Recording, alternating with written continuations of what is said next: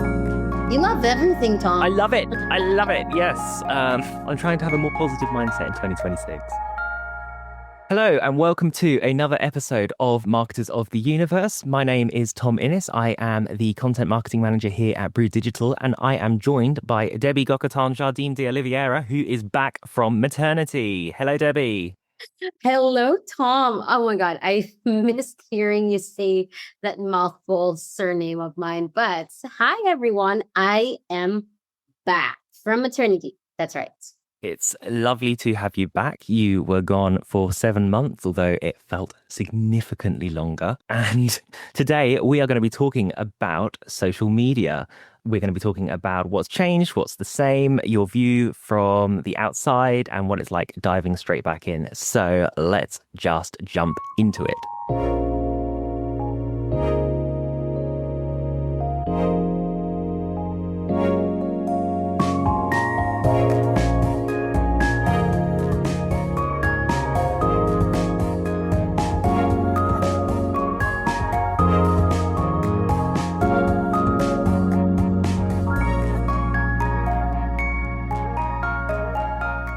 Debbie, you left us in the middle of 2025. Yeah. Um, Looking back at that time period to now, does it feel fundamentally different to you in the social media space, or have things pretty much stayed the same?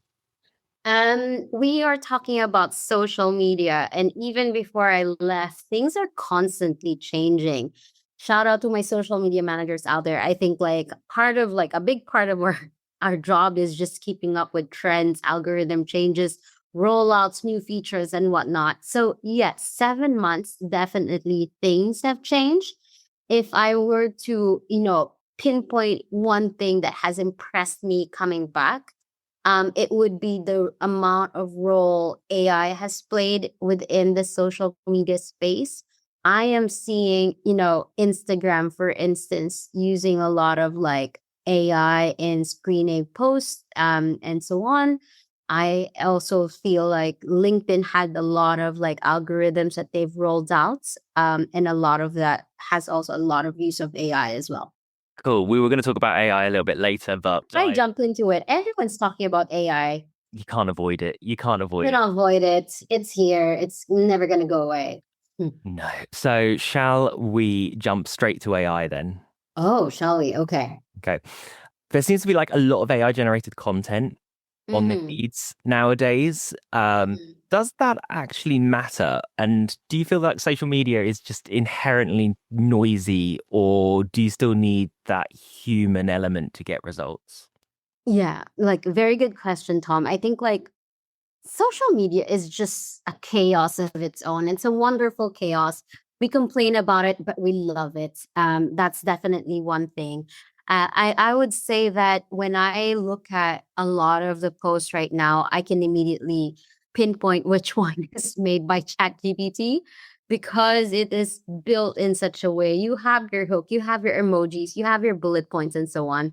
But one thing that I would say is that these AI agents, they are basically crafting these posts because of the algorithms and the best practices that these channels have rolled out. So what I say is like the noise feels very the same. And I think that that's one thing that I think we need to be weary about. It's not just sounding robotic and sound, but it's also sounding a bit less human. It's almost a little bit like a double blade type of scenario because at the same time you are building a post that is well easily read by the person who is reading it, so it is kind of like written in such a way, but at the same time you don't want to feel like you're out of touch. So I would is still would like to see more of that human element in there, so not just all of that AI noise we're talking about. Should human writers be using the rocket emoji? Because I swear to God, on LinkedIn, every post now has a rocket As emoji. a rocket emoji. Of course. I mean, I say that because I use a rocket emoji as well. I mean, I think like emojis is part of our language already, and you don't only see that on captions, you see that also on the asset or like the design itself. So much so that it's really part of how we talk. It's how you express yourself. It makes everything also more fun and engaging. So by all means, like, don't be scared of the rocket emoji. But I do want to say, like, it really depends on how much you use it or how often you use it. Like, is that the only thing that you're going?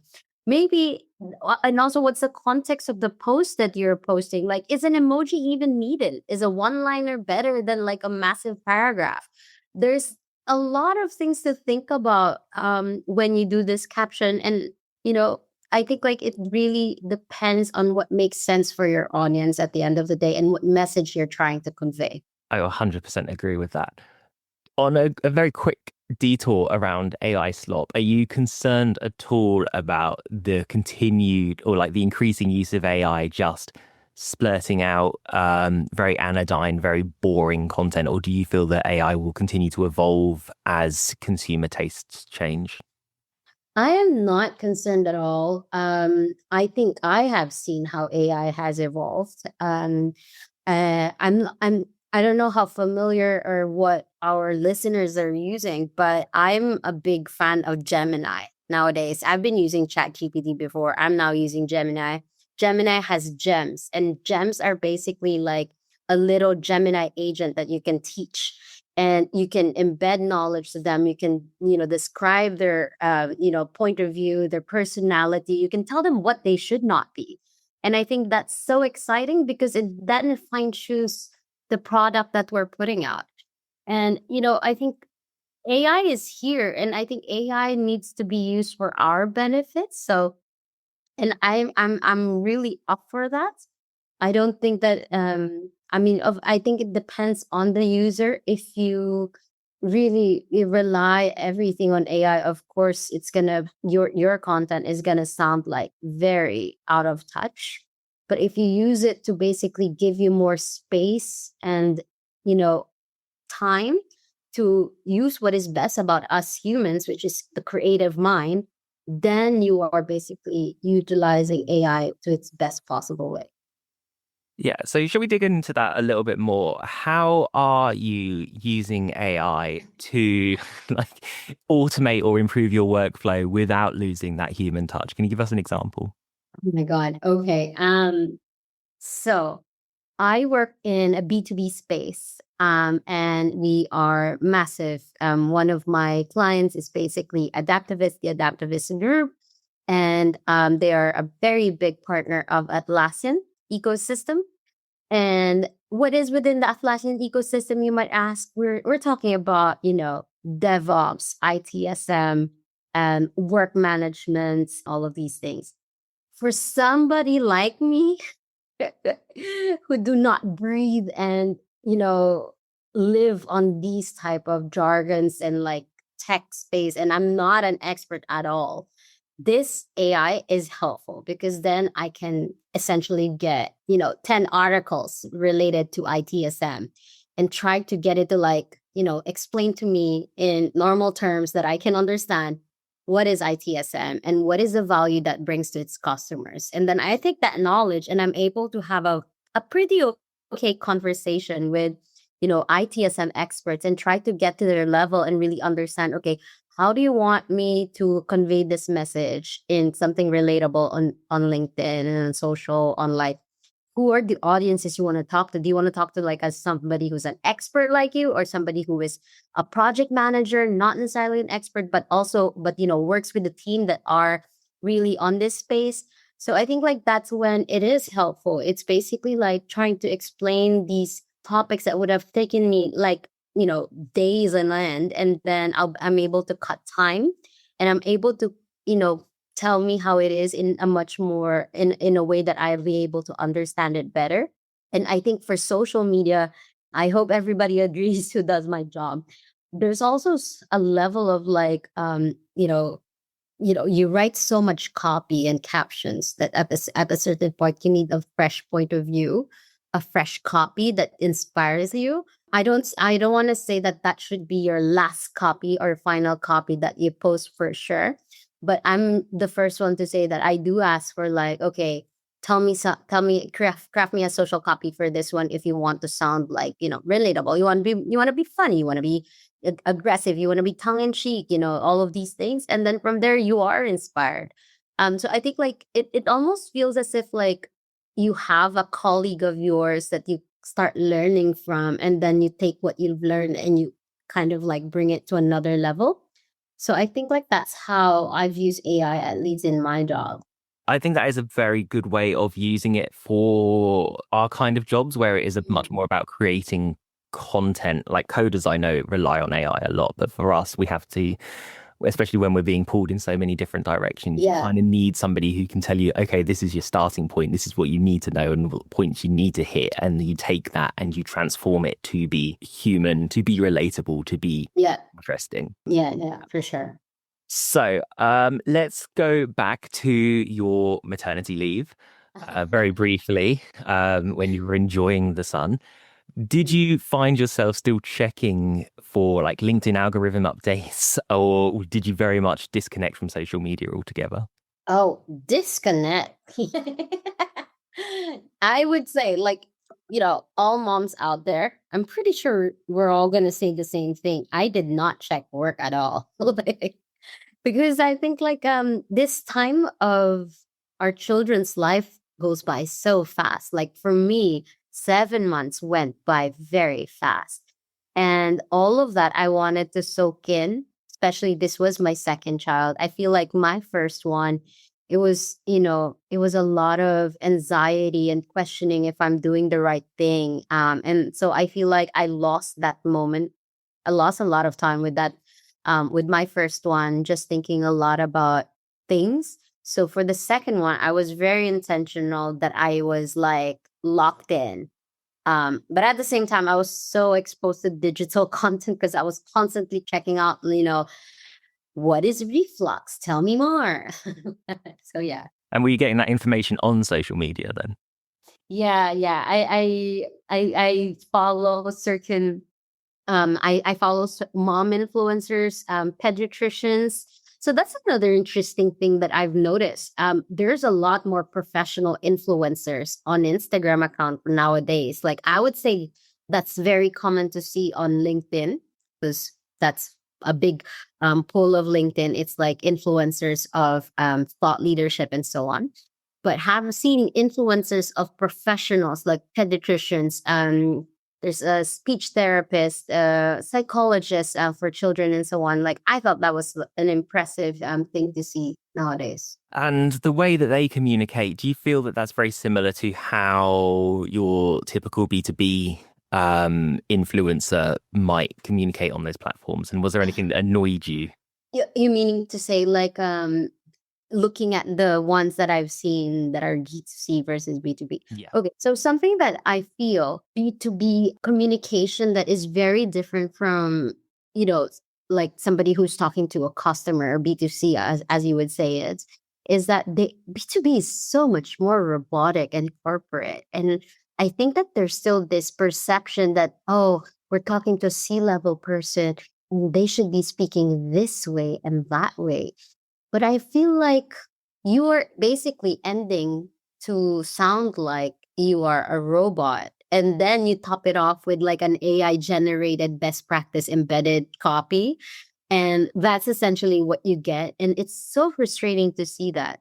The thing is, what I think people tend to forget is at the end of the day, human psychology is the same, regardless of where they are or what they're doing and so on. It's like you are talking to a human at the end of the day, and humans want to talk to humans.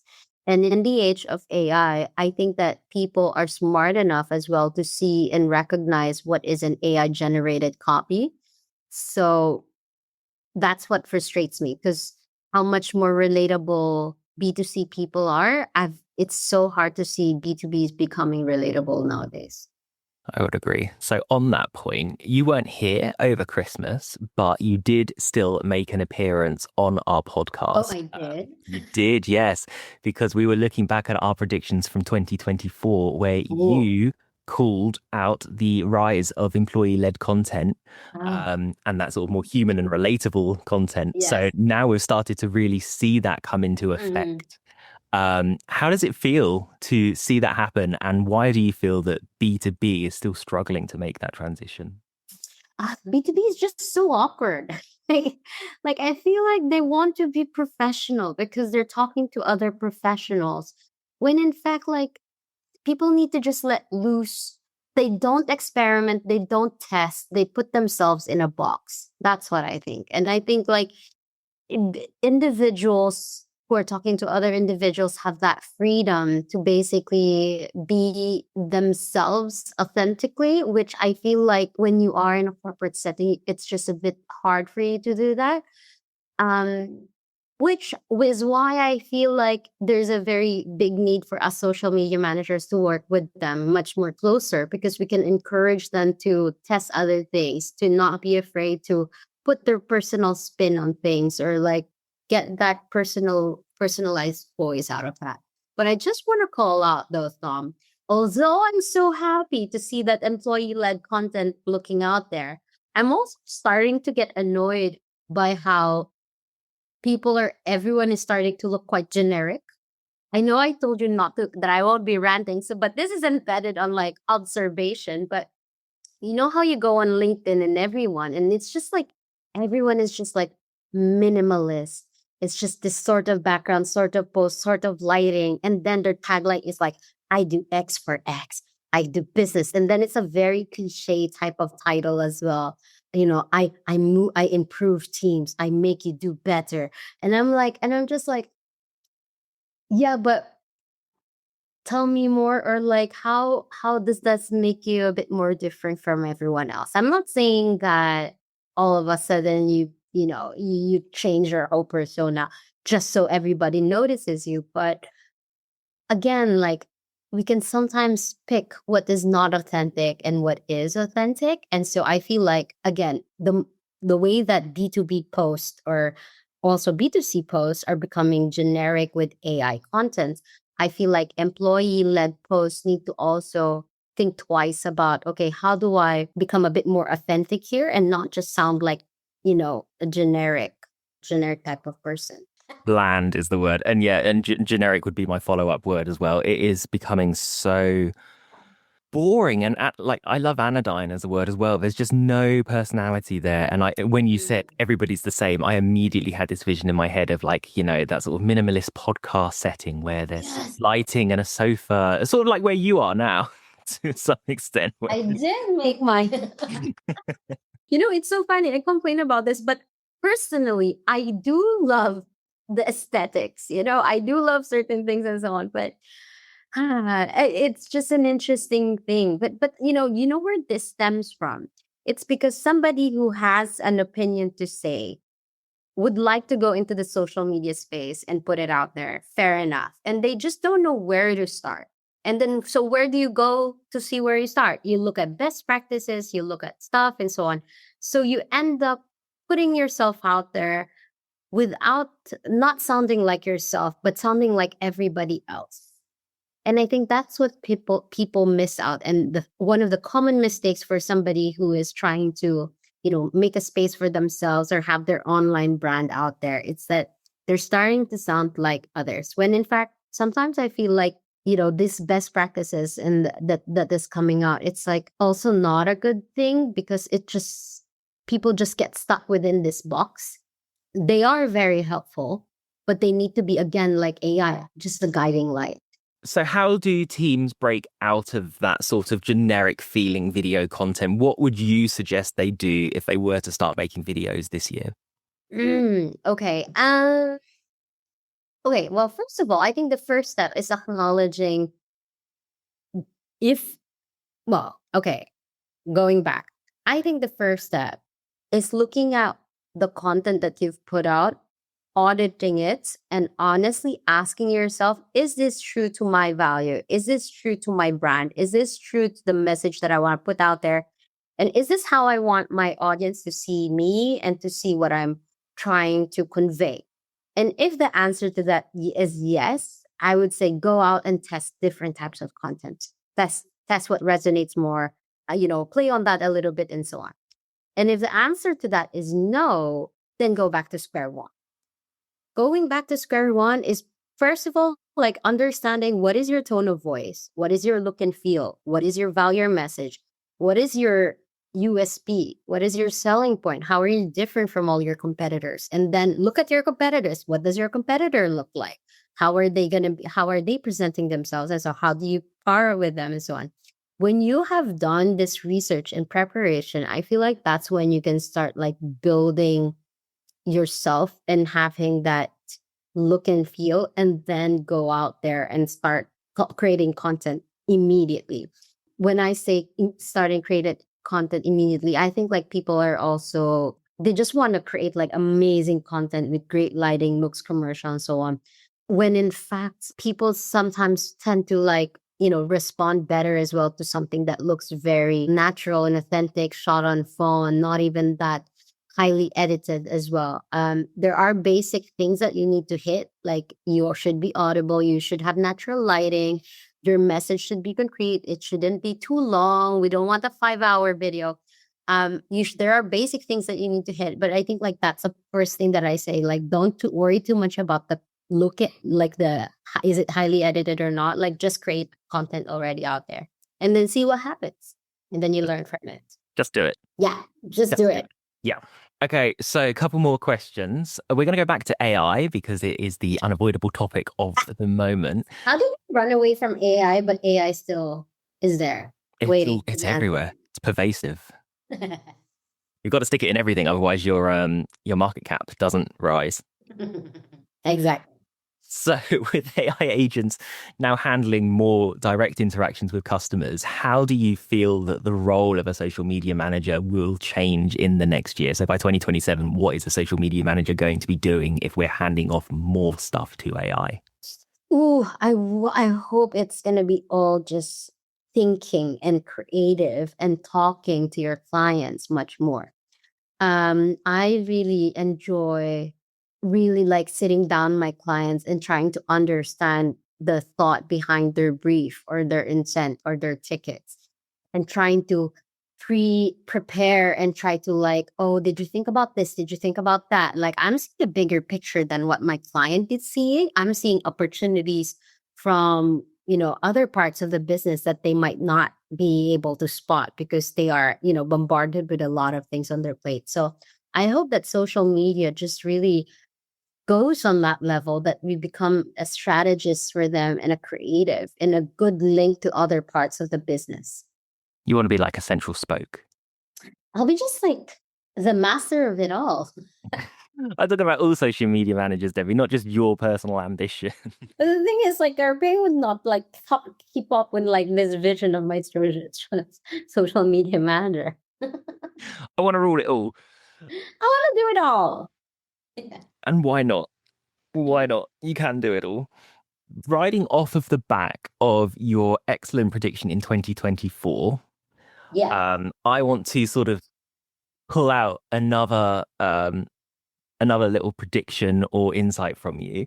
So what do you think is a piece of expert advice that social media managers are following at the minute that you feel will be proven wrong by the end of the year? Oh my God.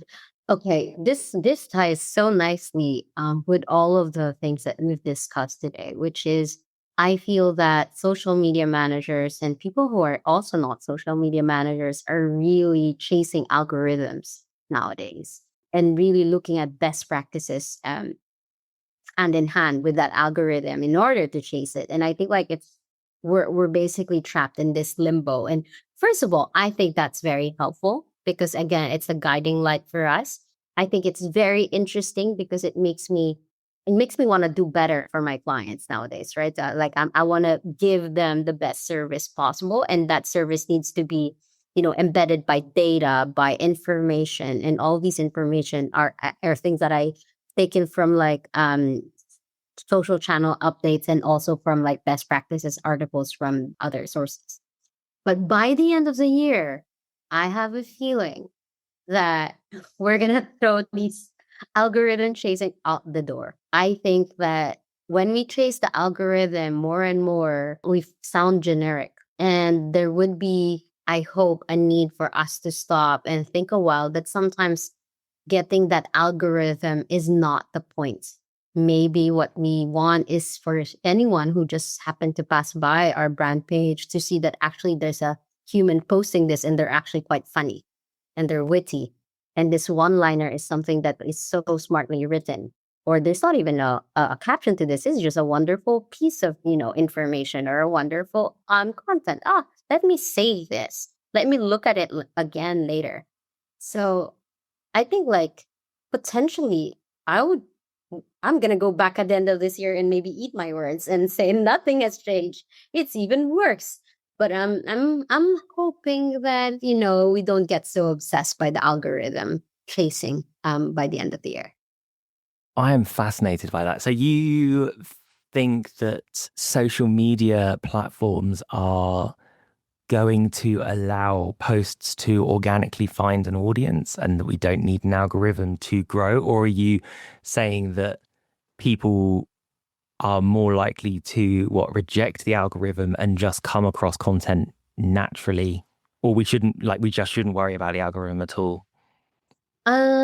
Almost I feel like I want to say just yes to everything that you just said. It's a combination of all of these things. It's a natural, like I in an ideal world, it would just be nice for an ideal customer to stumble on your brand page, right? But at the same time, it also would be nice for like not a customer or a partner who just happened to like, oh, I just want to check out what they're up to and just realize like, oh, they're actually quite in their social media is interesting. It's fresh. It's different. It's not the usual type of like content I see with the other brand pages.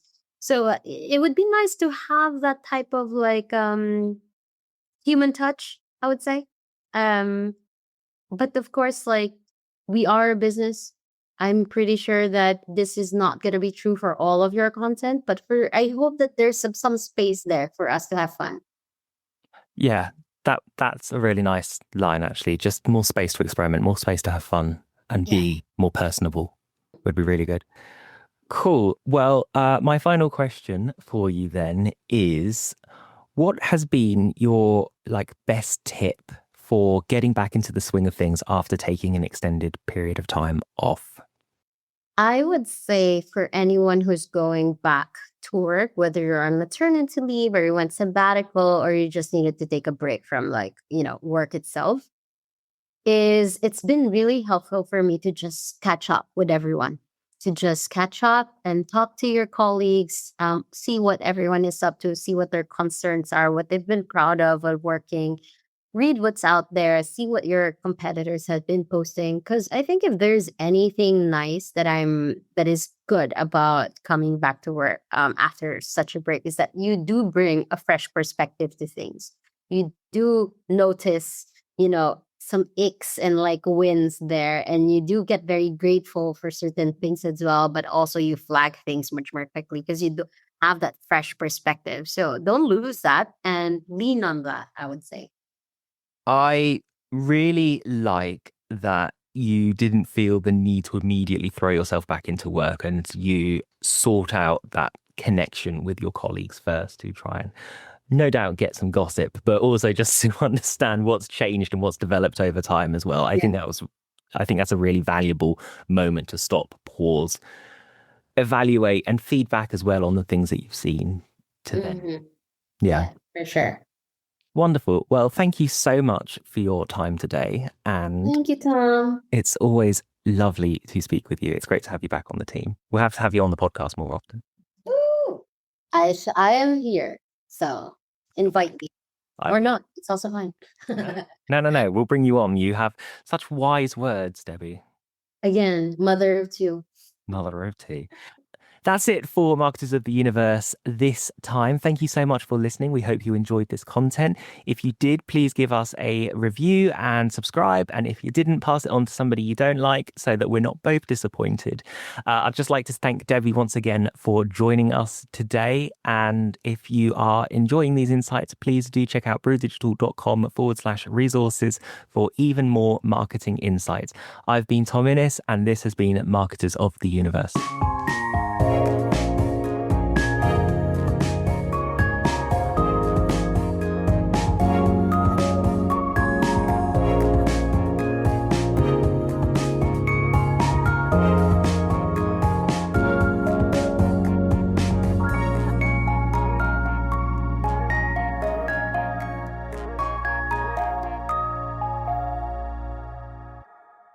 it's not about being positive all the time. It's being able to acknowledge that things are not perfect, but we still choose to do things right, do it well, and try to see the positive.